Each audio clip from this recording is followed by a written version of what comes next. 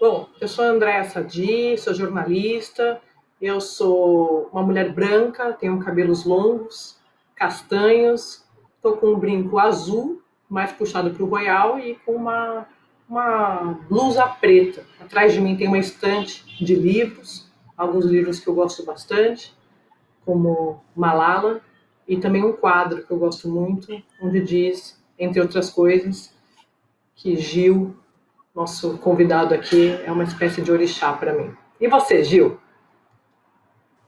Eu sou Gilberto Gil, militando aí na vida artística brasileira já há muito tempo.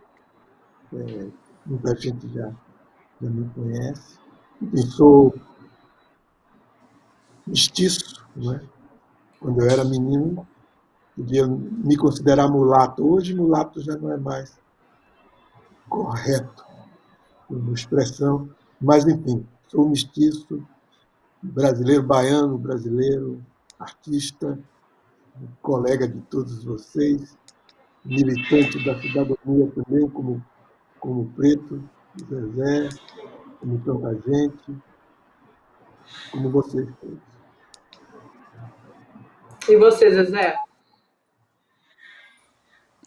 Eu sou Zezé, eu sou de Fortaleza, eu sou um homem de 1,81 m, procuro sempre estar sorrindo. Meu corte aqui é um cabelo curto, naipe jogador de basquete,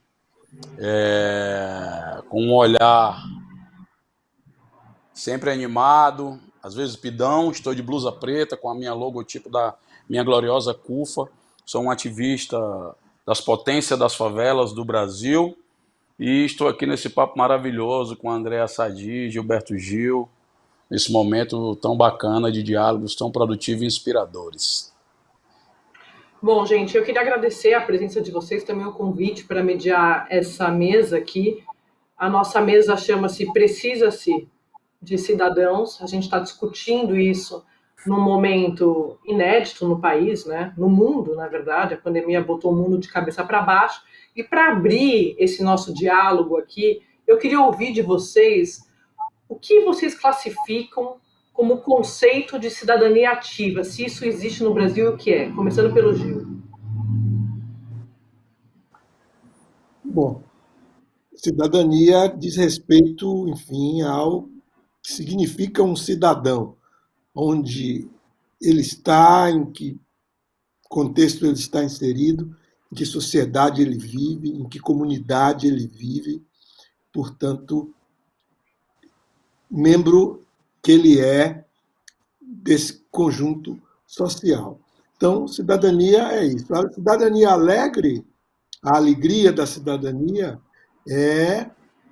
me parece estar ligada ao fato de dever haver entusiasmo, dever haver gosto, dever haver excitação mesmo, no sentido de participar da vida social, no sentido de compreender da melhor forma possível quais são as questões relativas aos grupos sociais, aos indivíduos também, e esse sentimento permanente de alegria nessa participação, de gostar de ser cidadão, de saber que é importante a contribuição de cada um para a construção de uma cidadania mais harmônica, de uma cidadania mais efetiva, mais contributiva para enfim, para a melhoria da vida da sociedade. Cidadania é isso, é ser cidadão, ser responsável com as obrigações que um cidadão deve ter. E você, Zezé, o que é cidadania ativa para você? Quando eu cidadania ativa de onde eu vim, do território onde eu vim, onde muitas vezes as políticas públicas elas inexistem, a ideia de Estado ela é muito limitada muitas vezes a tratar o território onde a gente vem, as pessoas de lá, como um caso de polícia. A cidadania ativa, para mim, ela sempre me chama para responsabilidade, para a necessidade de não aceitar isso como um destino traçado, e principalmente de não aceitar ser coadjuvante, ou seja, a gente tem que participar, a gente tem que ter responsabilidade, a gente tem que pautar com a nossa agenda de interesses, os destinos da sociedade, apresentar à sociedade um ambiente que muitas vezes ou é lembrado como espaço de tragédia e carência, e a nossa obrigação, quanto cidadão ativo das favelas do Brasil, é poder levar uma agenda de inovação, enquanto as pessoas só veem como lugar de problema, de criatividade, onde se espera sempre violência, e de potência, onde muitas vezes se vê como carência e só ambiente de coisas muitas vezes negativas. Cidadania ativa é mostrar a potência das favelas.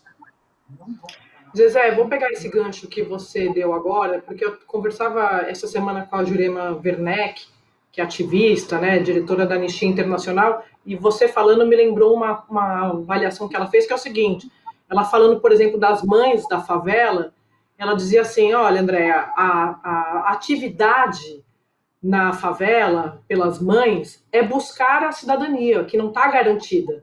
Você falou que o Estado não chega, né?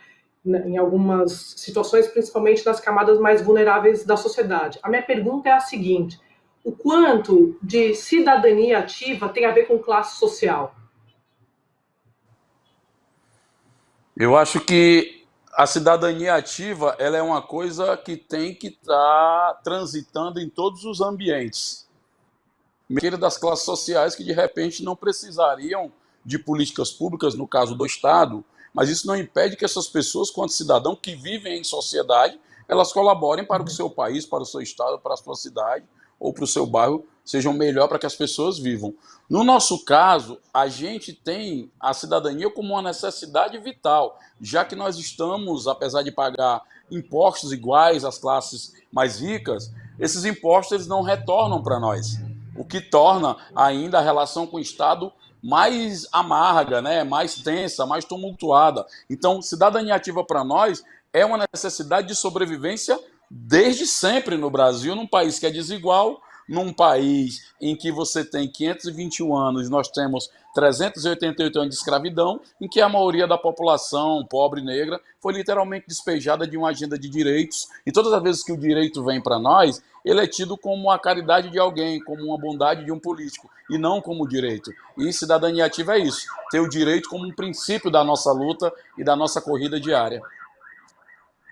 Ô Gil, e você acha que existe cidadania sem Estado? Qual é o papel do Estado nessa cidadania? O papel do Estado é se colocar da forma mais efetiva possível como instituição pública, representante dos interesses variados, como disse Preto Zé aí, enfim, interesses que estão em todas as camadas da sociedade. Os mais, enfim, aquinhoados, os melhor aquinhoados com a renda, com a distribuição de renda e etc., vão precisar menos de um papel, digamos assim, entre aspas, assistencialista do Estado. Enfim, esse assistencialismo, essa capacidade de atender a necessidades maiores, o Estado tem em relação a camadas sociais que sejam mais precarizadas, que vivam essas situações de maior dificuldade. Dificuldade não só no sentido de obter recursos, como necessidade no sentido de obter espaço para o seu discurso, espaço para a sua voz, espaço para ser ouvido, espaço para participação. Então, o Estado tem que garantir tudo isso, por menor que ele seja. Hoje está muito em discussão essa questão do tamanho do Estado, se o Estado deve ser tal tamanho, deve ser outro, deve ser mínimo. O mínimo Estado necessário, existente, em qualquer dimensão republicana, em qualquer nação, em qualquer país que se submeta ao credo democrático, ao credo republicano, o papel do Estado nessas situações é fundamental.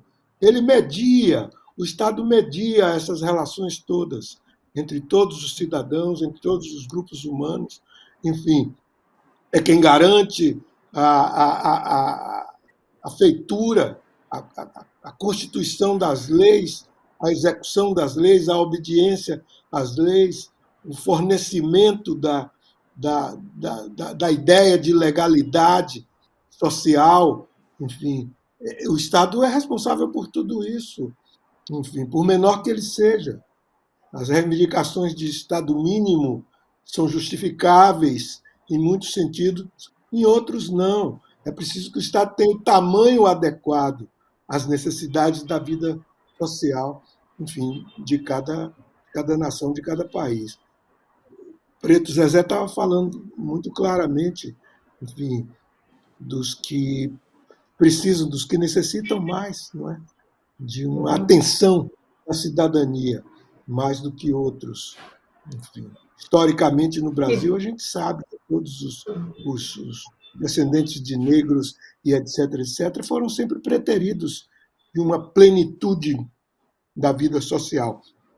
O Estado precisa também garantir isso a esse tipo de cidadão, enfim, como precisa garantir outras coisas a outros tipos de cidadão. E vocês acham, dentro desse debate, que do lado do cidadão é possível ele garantir essa cidadania plena, como o Gil falava há pouco, se ele não participar do debate público do lado político? Aí eu estou falando político já entrando, por exemplo, em eleições, né? Quem assume uma presidência, quem assume um governo, quem assume uma prefeitura. É possível o cidadão hoje, no contexto atual, dizer que não discute política?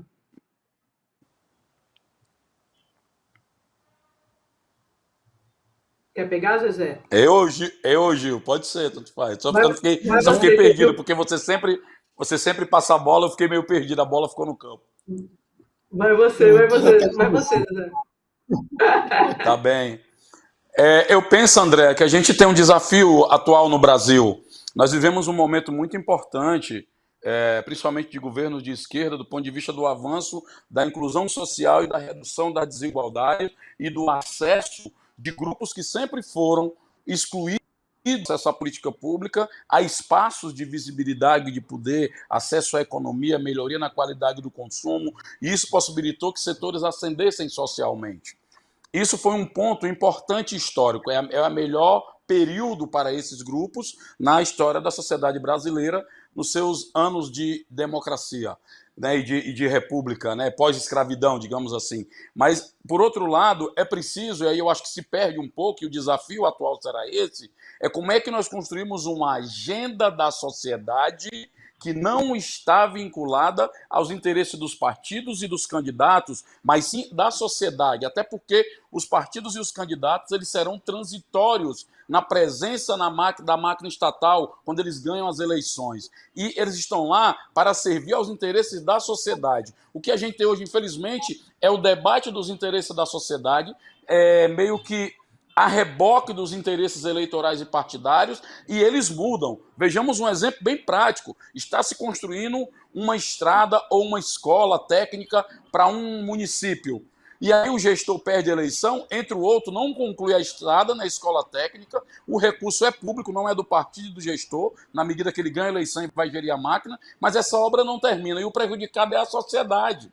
Isso nós não podemos permitir. Então é urgente praticar a política no sentido de pautar a política com os interesses da sociedade e não reduzir a política como tarefa de político e de toda atividade é uma atividade política, inclusive não gostar e não participar da política. Esses que não gostam e não participam, infelizmente terão a vida decidida pelos que gostam e participam da política. Então é importante, é vital resgatar agora a capacidade da sociedade de construir uma agenda comum de enfrentamento a agendas que estão gritando no nosso ouvido, como a desigualdade social, a crise sanitária agora, as questões econômicas que prejudicam a maioria da população. Se a gente não fizer um pacto com a sociedade, os setores, sociedade organizada, a academia, o empresariado, os líderes e as pessoas públicas desse país, se a gente não fizer um pacto em torno de compartilhar riqueza e oportunidade, talvez a circulação da política, a gente vai compartilhar mais tragédias ainda que a gente está vendo agora. Ô Gil, você falou uma vez, você deu uma entrevista uma vez, pegando esse gancho do Zezé, que você deu uma frase que eu fiquei refletindo depois, que você falou assim, existe uma conformidade conforme a idade. Você estava falando num contexto ali de buscar um equilíbrio entre o indivíduo e o bem coletivo.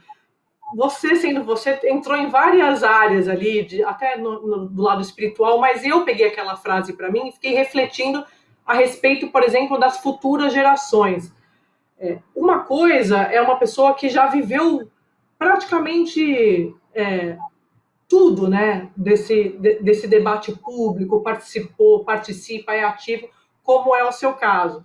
Mas tem a conformidade conforme a idade, como você falou. Outra coisa é um jovem, essas novas gerações. Você acha que existe essa vontade das novas gerações de buscar uma melhora no mundo, de participar de debate público? Ou você acha que há uma acomodação nos mais jovens nessas novas gerações? Não acho que haja acomodação, não. Eu acho que essa questão do ímpeto, da volúpia, o desejo de contribuir, etc., é meio hormonal. Está ligado enfim, ao fluxo natural da vitalidade no organismo das pessoas. Os jovens são naturalmente mais vitais. Eles têm, enfim, são corpos novos, não é? Eles têm frescor, não é? Da matéria viva neles. Portanto, o impulso, o desejo de participar é natural nessas pessoas. Evidentemente que depende dos caracteres básicos, enfim, de cada um, que vem da questão mental, que vem da questão psicológica, que vem da formação moral e etc, etc, que vem da dimensão cidadã, quanto mais interessados como cidadãos você seja ou não seja. Mas o jovem, em geral, tem mais ímpeto, naturalmente, do que eu. Um homem que vai fazer tem 79 anos, já vai fazer 80 anos, como eu, e como você mesmo lembrou, já participou de muita coisa, já fez muita coisa, evidentemente tem que ceder espaço orgânico, nesse sentido, espaço material, para que os jovens participem mais, para que os jovens, de uma certa forma, me substituam, tomem o bastão e levem adiante. Evidentemente que eu vou ficar daqui torcendo por eles, na torcida, gritando: vamos embora! Leva lá! E, na medida do possível, participando, ainda na medida das minhas energias, na medida das minhas disposições, na verdade, na medida em que essas disposições continuem no patamar exigido por uma intensidade da participação cidadã, que é uma intensidade muito grande. Os jovens são mais intensos. Eles não acho que eles estejam naturalmente perdendo o interesse pelos grandes impulsos da vida. Ao contrário, cada vez eles vão sendo levados mais adiante no sentido de participar. Você vê isso aí no mundo inteiro.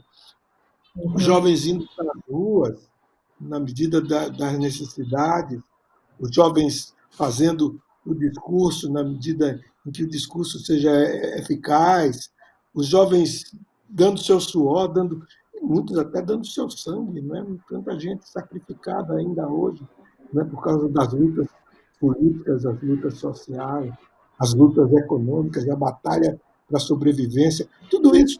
O jovem tem um papel naturalmente mais imediatamente forte nessas coisas todas, mais do que os velhos como eu. E você, Zezé, você acha que o jovem está pronto para assumir esse protagonismo de liderar mudanças? André, eu penso que ele está não só pronto, mas ele está em constante atividade. A questão é que, infelizmente, a política do Brasil ela caminhou para o entendimento somente de que política é coisa de eleição, partidos e políticos. E como nós somos um país eleitoral, você termina a eleição, no ano seguinte já é o ano pré-eleitoral de outra. A gente vive muito restrito à participação política a esse entendimento. Mas se você olhar no cotidiano, o que tem de jovens, o jovem ele é o inconformismo para ajustar uma ordem a seu favor. O jovem é a ebulição, ele é a brasa acesa que está aquecendo o tempo inteiro a nossa indignação, que está mobilizando não só as nossas indignações, mas na prática, se você vê hoje, o protagonismo de muitos jovens, à frente das organizações que trabalharam na pandemia, à frente de jovens que estão discutindo comunicação, produzindo música, cultura, desenvolvendo negócios, um protagonismo assim de encher os olhos e orientar a gente de jovens mulheres negras de favela. Então você tem toda uma ebulição, mas que surge fora do espaço tradicional, que surge fora dos espaços mais orgânicos do fazer e entender político, mas que nem por isso são menos e às vezes são até mais importantes, porque eles que vão dando a temperatura para pautar ainda a política. Tá aí as manifestações, né, contra o racismo, que a gente viu em plena pandemia, aquela juventude mais organizada, uma juventude mais agressiva, porém mais politizada, com suas próprias cores, com suas próprias estéticas, com o seu próprio dialeto, e ser muito preocupada com aquele monopólio de bem de quem fala primeiro no microfone, ou de quem vai ser a figura que vai aparecer mais, mas podendo construir aí um ecossistema de várias manifestações, saberes e competências políticas, que é quem está dando oxigênio para que o Brasil não entre num colapso total. Gil, eu falei que você já viveu praticamente tudo nesse meio de estar na atividade, de estar no rolê. E claro, acho que quando a gente pensa em cidadania, em cultura, em música, não tem como não pensar na sua geração, que foi responsável pelo acervo que a gente tem sobre protesto e resistência, para dar um exemplo, na ditadura militar. O Zezé sempre conta como, por exemplo, o rap o ajudou, Zezé, você me corrija se eu estiver errada, a organizar suas ideias, né? Até você já usou uma expressão de organizar o ódio. E politizar a revolta.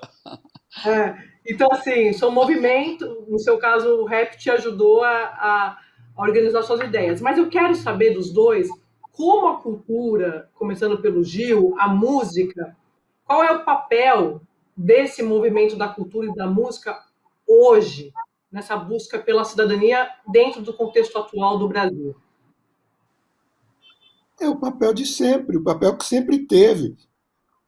Veicular o discurso, veicular a emoção, veicular a revolta, veicular o aplauso, enfim, diante do ato, do fato bem-vindo, quando ele existe, quando ele está aí. Enfim, esse é o papel da arte, o papel da música, é o papel do cinema, é o papel da literatura, é o papel do teatro, é o papel, enfim, de todas as atividades, é o papel dos esportes, das atividades esportivas, que estão cada vez mais, enfim, aproximadas, enfim, do sentido geral do dever cívico, enfim, da participação, da contribuição na sociedade. A cultura é isso, a cultura é por onde fala o espírito, é por onde a alma se manifesta, é o que estabelece as características, enfim, de um povo, de uma nação, de um grupo social. Enfim, a cultura é tudo que não é negócio, tudo que não é comércio, tudo que não é técnica, a aplicação básica da técnica e etc. Tudo que está para além desses campos é cultura, porque é acumulação dos hábitos, acumulação dos costumes, como eu disse antes, acumulação dos discursos, das formas de ver, das formas de considerar, cantadas, faladas, escritas. Cultura é tudo. É impossível pensar numa vida social sem levar em consideração esse dinamismo permanente, essa ebulição permanente que é provocada pela cultura. As pessoas se comunicam o tempo todo. Enfim, a comunicação é linguagem é espírito é energia vital. Então está tudo conectado, é tudo uma coisa só. Cultura é fundamental. E você, Zezé, como é que você vê esse movimento de cultura hoje inserido no nosso contexto? A gente viveu num momento de pandemia, né, em que a gente teve que se recolher em Uhum. casa. Pensemos um mundo sem cultura, como é que seria possível? Né? Em grande parte as pessoas se Sim. recolheram em casa. Seria Mas no nosso impossível, né? caso, né, é impossível. No meu caso, para mim foi vital porque era um momento que eu estava totalmente desorientado e essa coisa que o Gil falou da energia, do discurso, do espírito, na época que eu conheci essa cultura, ela me trouxe identidade, ela organizou a minha revolta, ela politizou a raiva que a gente tinha, ela organizou a adrenalina, ela serviu de expressão, entretenimento, denúncia, protesto. Então, assim, é uma biodiversidade de emoções e de questões que vêm, né, quando você ativa a cultura, que é a mola mestra de qualquer movimento que queira construir uma sociedade melhor, né? Não tem como viver sem a cultura. E você acha, por exemplo, hoje, a gente fala das gerações, por exemplo, essa geração do Gil, né, que é um ícone. O Gil já falou uma vez também que, de uma certa forma, essa geração inaugurou uma espécie de militância na opinião pública. Eu fico pensando sobre isso, Gil, quando eu vejo hoje essa discussão de artistas ou, enfim, pessoas públicas. Hoje tem influencers, né, os influenciadores. Antigamente não tinha, mas hoje tem isso, que não querem se posicionar sobre nada, acho, não querem falar. E o Gil, inclusive, tem uma música, né, Gil, ok, ok, ok, que é querem a sua opinião para tudo. A gente falou muito sobre esse disco já, eu acompanho a carreira do Gil, mas eu fico pensando sobre essa questão da opinião, de se colocar, de quanto é importante pessoas públicas que são respeitadas e são seguidas, né, hoje nas redes sociais, se colocarem. Se vocês acham que não tem espaço para o silêncio mais ou não. Qual é a sua opinião, Gil? Acho que sim, tem espaço para o silêncio, até porque o silêncio é eloquente em muitos casos. Quando eu me calo em relação a algumas coisas, enfim, isso reverbera, esse silêncio às vezes reverbera. Quando eu não digo nada sobre alguma coisa onde a multidão, onde a turba está dizendo tudo o tempo todo, o meu silêncio passa a ter significados muito fortes.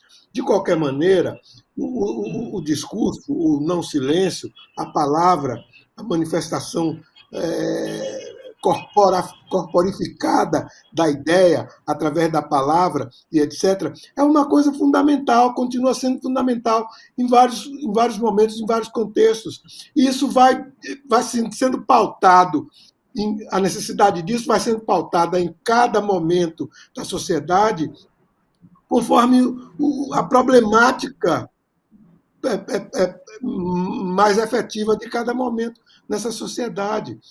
Não acho que deva estar cobrando que todo mundo esteja falando na grande Babel o tempo todo, gritando o tempo todo todas as questões, até porque isso vira um barulho ensurdecedor. Ninguém vai. É um pouco, aliás, do que está acontecendo no mundo hoje em dia. Enfim, é uma vociferação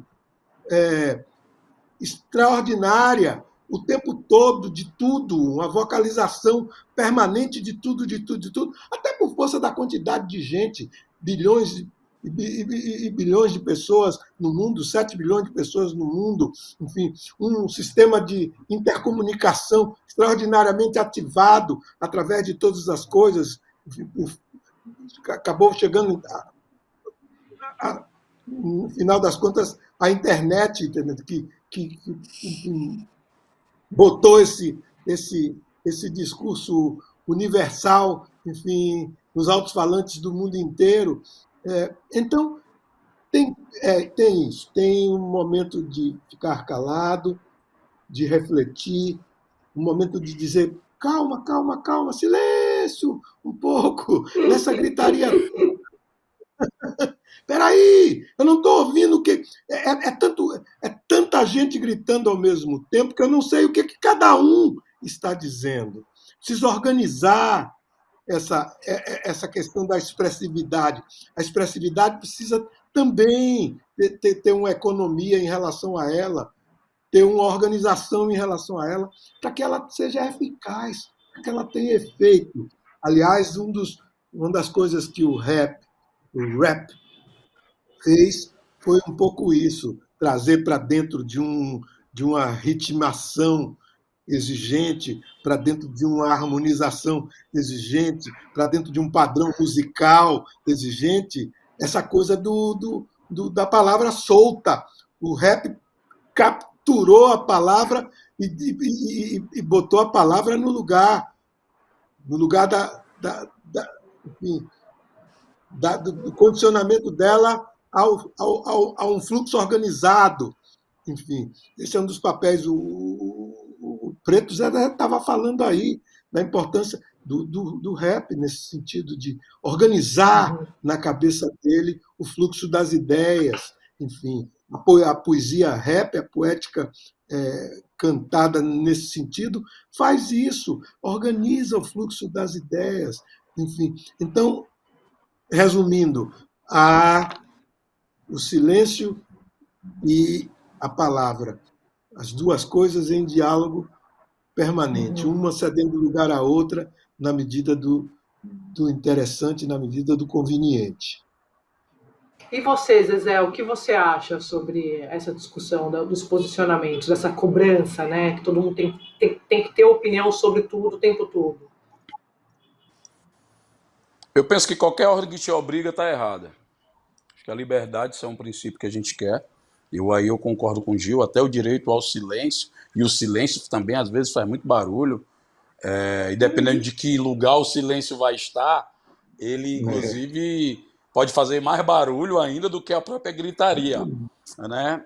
Eu penso que a gente está vivendo num momento que todo mundo é especialista sobre tudo, e aí é onde eu acho que entra em colapso, e aí eu acho que é uma marca do que a gente está hoje, que é o fato de que a gente perde as capacidades de consenso, porque é uma luta tão grande pelo monopólio do bem, por quem quer falar sobre tudo, que o fundo acaba sendo uma maldade que produz sectarismo, autoritarismo, pessoas que vão lá perseguir outro tipo de posicionamento de ideia, e acaba você não podendo ter um encontro do comum, porque você perde a lógica de ter um consenso. Por exemplo, aqui, isso aqui é uma parede atrás de mim.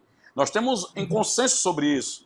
Nós podemos até pensar diferente. Às vezes a cor não é legal, o material é ruim, mas temos um consenso de que é uma parede. O que a gente vive no Brasil hoje é que alguém acha que isso aqui é uma porta tridimensional que vai sair no outro planeta. E aí eu digo, não, cara, mas é uma parede, pode bater aqui que é uma parede. Aí o cara diz, não, mas isso aí foi que ensinaram a gente a pensar assim, é a minha opinião. Então nós perdemos a capacidade de... Por isso que se duvida da ciência, por isso que se duvida do estudo, por isso que ninguém acredita no que está sendo produzido, porque cada um tem sua informação privilegiada. De preferência, é um momento também dos não letrados darem suas carteiradas de conhecimento que eles sempre receberam de alguém, eles não aceitam mais, então, não, é a minha opinião, e você perdeu a capacidade de produzir consensos mínimos na sociedade, que talvez seja uma tarefa de quem muitas vezes equilibra o seu falar e o seu silêncio, de aproximar as pessoas e construir, gente, vamos sentar aqui, a diferença pode ser uma virtude, a gente pode ter muita coisa mais em comum do que nos distancia, e vamos ter uma paciência revolucionária com que nos torna opositores. Do contrário, vai ser uma maluquice do caramba, todo mundo falando e ninguém ouvindo, e aí ninguém para pensar. E aí você não consegue ter o mínimo de consenso e de razão para produzir uma vida saudável em sociedade. Esse é o caldo de cultura do fake news. É aí que prospera a manipulação da mentira. A mentira fica como algo desculpável. Ah, você pode mentir porque é sua opinião. Mas e aí, dentro disso que vocês falaram, como é que fura essa bolha, Gil?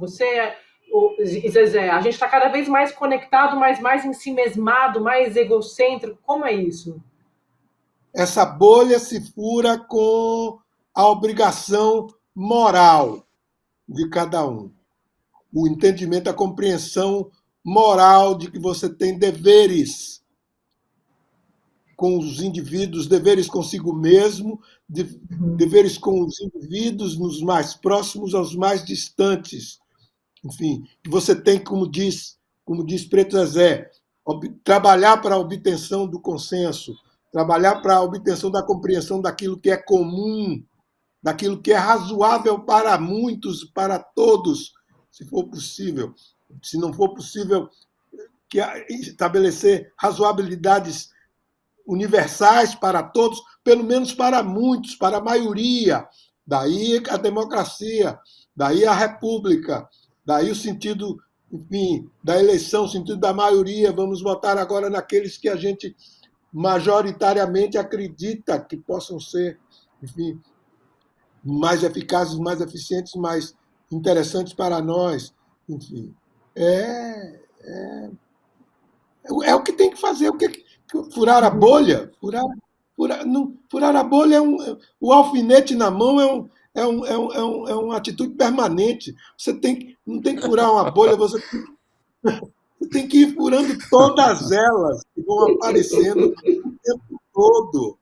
Enfim, sempre abrindo para que haja a circulação livre do ar, o oxigênio da vida, enfim, se circule de forma ampla, generosa, absorvível por todos o tempo todo, furando bolhas o tempo todo. Porque o que os negativistas, os negacionistas e etc. querem é isso, que a gente vá se fechando cada vez mais em bolhas, em bolhas, em bolhas, que eles podem manipular.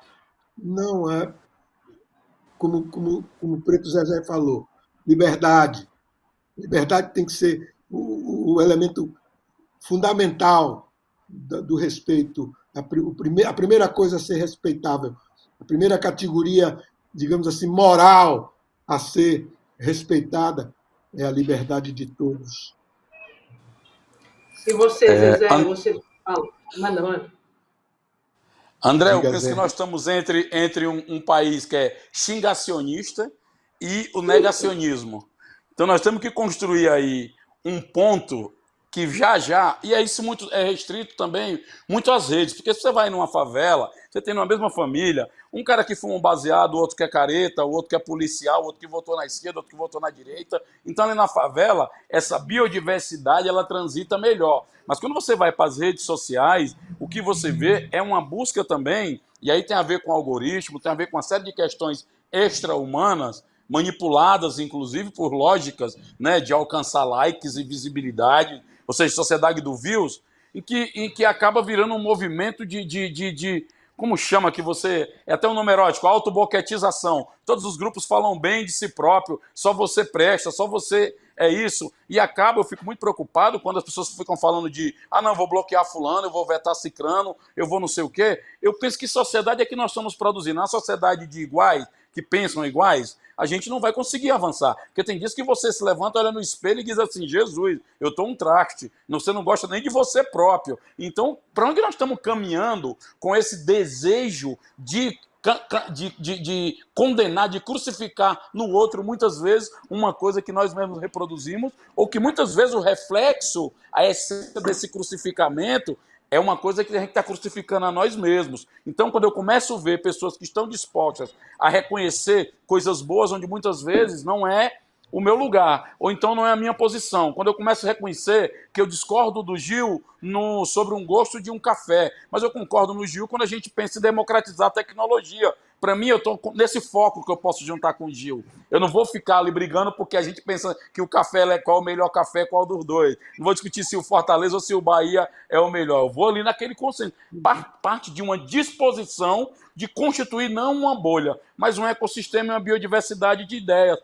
Eu vejo muito essa coisa, a universidade. Eu penso que a gente poderia pensar numa pluriversidade. A diversidade ela é saudável e a gente tem que lutar por ela, defendê-la, e não que a diferença seja uma coisa negativa, mas a gente só tem que ser contra a diferença e a liberdade quando essa mesma diferença e liberdade for elemento para justificar desigualdades e ataques à humanidade. Aí nós temos que ser contra, mas no sentido que ela produz saberes diferentes, no sentido que ela traz competência diferente e que ela produz consenso necessário para a maioria, nós temos que ter isso como sagrado e proteger isso como um grande santuário onde todos são bem-vindos. Sem dúvida, Zezé. Olha, gente, eu ficaria aqui o dia inteiro com vocês, mas tem um cronômetro aqui me avisando que o tempo acabou. Vocês são inspirações, ídolos, referências. Obrigada por estarem aqui. Mas Zezé está aí em plena atividade, em plena militância. Muito, muito. Ele ainda vai falar e muito ainda ele vai calar. Obrigada, gente. Obrigada, Gil, Zezé. Obrigado, Obrigado, André. Obrigado, Gil. obrigado, Prazer estar com obrigado. vocês.